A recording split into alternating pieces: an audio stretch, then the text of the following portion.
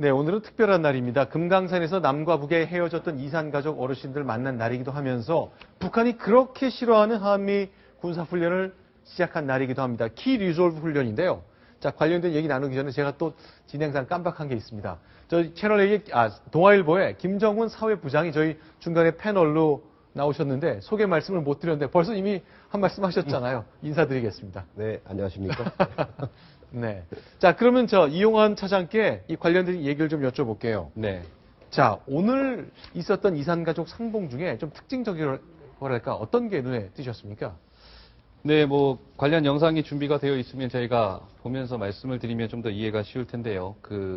역시 오늘 2차 상봉의 둘째 날 상봉이 있었던 날입니다. 네. 금강산 호텔의 모습이 지금 보여지고 있고요. 역시 네. 오늘도 많은 가족들이 이산상봉을 했지만 좀 네. 주목되는 그런 네. 이산상봉의 몇몇 가족분들이 있었습니다. 네. 제가 좀 사연들을 좀 짧게라도 좀 설명을 드리자면 일단은 남측의 홍명자 씨라는 분이 네. 그 언니 홍석순 씨를 만났습니다. 네. 한 15살 정도 차이가 나는데 네.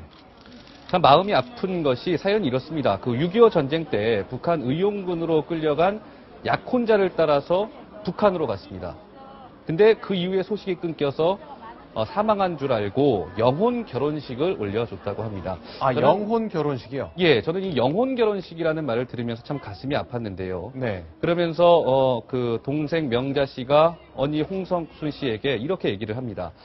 남한보다는 북한이 더 춥지 않느냐. 그래서 따뜻한 외투를 갖고 왔다. 이렇게 얘기를 하면서 정말 어떤 선물을 할지 고민한 끝에 외투를 준비했다. 이렇게 얘기를 하는데 네. 그 주변에 있던 취재진들도 그 얘기를 들으면서 참 가슴이 많이 아팠다고 합니다.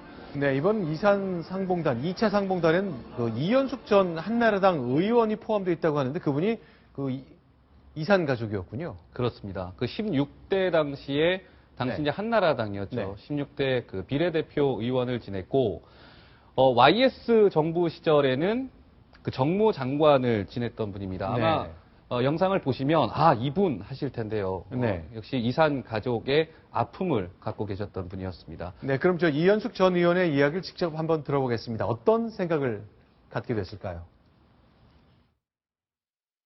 2살 후에 우리 언니인데요. 2살 후에 우리 언니인데 간호학교를 다녔었어요.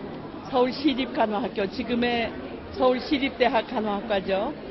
저기 학교 언니 리임순이라고 적혀 왔더라고요. 여기서는 이임순인데 리임순이라고 해서 언니가 이제 가족들을 찾는 연락을 해왔어요. 저희들은 언니가 돌아가신 줄 알았어요. 네, 한나라당 이제 비례대표 의원을 맡았고 지금은 새누리당 상임 고문이죠. 네. 네, 이산 가족의 만남 드디어 거의 80이 다 된 나이인데 이런 기회가 왔군요. 네, 그렇습니다. 오늘 상봉을 마치고 이런 얘기를 했습니다. 이현숙 전 의원이 보통 상봉을 하면은 가족들이 슬픈 마음에 대성통곡을 하면서 슬픈 마음을 이기지 못하고 눈물을 흘리는 경우가 대체로 많은데 이현숙 전 의원 같은 경우는 오히려 웃음이 났다고 해요. 아하. 그러니까 오랜만에 만나서 정말 가슴에 품었던 이야기들을 하면서 눈물보다는 웃음이 났다. 이런 얘기를 하면서 또 재밌는 얘기를 했습니다. 언니와 이야기를 나누면서 우리 대한민국도 독일과 같은 동서독식의 통일 방식을 도입했으면 좋겠다라고 얘기하니까 언니도 공감을 표시했다고 해요. 그러니까 좀 더 거창한 이야기까지도 나눌 수 있는 그런 상봉 중에도 약간의 여유를 갖고 언니를 맞이하는 게 아닌가 그런 생각을 해봤습니다. 자, 이산 가족 이렇게 만나는 것까지는 좋은데 헤어질 때 가장 눈물도 많이 흘리고 섭섭하고 힘든 상황일 텐데요. 북한에서는 이렇게 상봉을 마친 북한 주민들한테 뭔가의 남한과의 접촉에 대한 물빼기라는 교육을 따로 한다는 게 그게 무슨 얘기입니까? 저도 오늘 이 얘기를 들으면서 참 굉장히 용어 자체가 생소했는데 남한 물빼기, 과연 어떤 물을 빼는 건가 저도 궁금해서 좀 봤는데요. 그러니까 북측의 이산 가족들이 이제 상봉을 마치고 북한으로 돌아가게 되면 보름간 평양에 머문다고 합니다. 평양에 머물면서 남측으로부터 받은 선물들을 일일이 북한의 그 검열 당국에서 일일이 검사를 하고요. 그리고 그 선물에 대한 검열뿐 아니라 사상 검열까지도 한다고 해요. 사상 검열이 그럼 보름간 있다고 하는데, 그러니까 가령 남측 가족들하고 어떤 얘기를 나눴는지부터 해서 뭐 이런 것들을 일종의 다시 한번 복기를 하면서 검열을 한다고 봐야 되겠죠. 북한에서는 자기들 체제가 모기장을 잘 쳐져놓은 세상이라고 얘기하거든요. 그래서 남쪽의 자본주의 문화나 남쪽 것, 대한민국에 관련된 것을 모기처럼 비유하면서 철저하게 막아야 된다는 얘기를 하는데 바로 그 연장선상에서 이산 가족을 만난 가족들에게까지 그런 물빼기 교육을 시킨다. 그렇게 이해할 수 있겠군요. 자, 어쨌건 이산가족 상봉은 예정대로 진행이 되고 있습니다. 그런데 오늘은 북한이 그렇게 싫어한다는 한미연합훈련 시작했죠. 그렇습니다. 오늘부터 이제 24일이니까 오늘 시작이 돼서 4월 16일까지 한미연합 군사훈련이 진행이 되게 됩니다. 앵커께서 말씀하셨지만 북한이 그토록 두려워하고 민감해하는 훈련입니다. 그런 만큼 우리도 이 훈련을 함에 있어서 좀 이번만큼은 차분하게 비교적 그렇게 진행한다는 그런 내부 방침을 세웠는데요. 그러니까 오늘부터 다음 달 6일까지는 키 리졸브 훈련이라고 많이 들어보셨을 거예요. 예, 키 리졸브 훈련이 진행이 되고요.